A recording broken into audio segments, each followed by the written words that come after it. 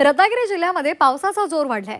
जिल्ह्यामध्ये कालपासून पावसाची संततधार सुरू आहे। आज आणि उद्या या जिल्ह्याला सुद्धा पावसाचा जोर आणखी वाढेल अशी शक्यता वर्तवण्यात आली आहे।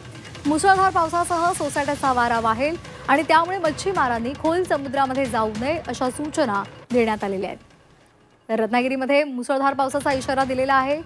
विजांच्या कडकडाटासह वादळी वाऱ्यासह हा पाऊस होईल आणि त्यामुळे नागरिकांनी सतर्क राहावं असं आवाहन करण्यात आलंय। त्याचबरोबर खोल समुद्रात जाणं मच्छीमारांनी टाळावं असंही आवाहन करण्यात आलंय।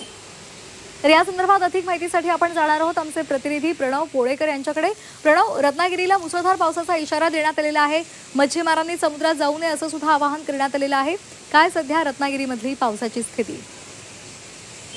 नक्कीच कोकणाचा जर विचार करायला गेलो तर रायगडपासून आपण सुरुवात करूया। तर रायगड जिल्ह्याला जो आहे तो आज रेड अलर्ट देण्यात आलेला आहे आणि रायगडच्या काही भागामध्ये देखील मुसळधार पाऊस कोसळलेला पाहायला मिळतो। रत्नागिरीमध्ये देखील ऑरेंज अलर्ट जो आहे तो देण्यात आलेला आहे आणि ऑरेंज अलर्ट असल्यामुळे उत्तर रत्नागिरीमध्ये खास करून मुसळधार पाऊस जो आहे तो कोसळताना पाहायला मिळतोय।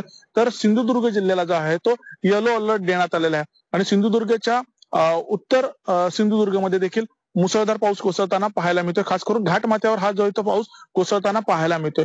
जर या तिन्ही जिल्ह्यांचा जर विचार करायला गेलो तर किनारपट्टी भागामध्ये जो आहे तो 3 नंबरचा बावटा लावण्यात आलेला आहे आणि कोणीही खोल समुद्रामध्ये मासेमारीसाठी जाऊ नये अशा पद्धतीचं आवाहन जे आहे ते मत्स्य विभागाकडून करण्यात आलेलं आहे।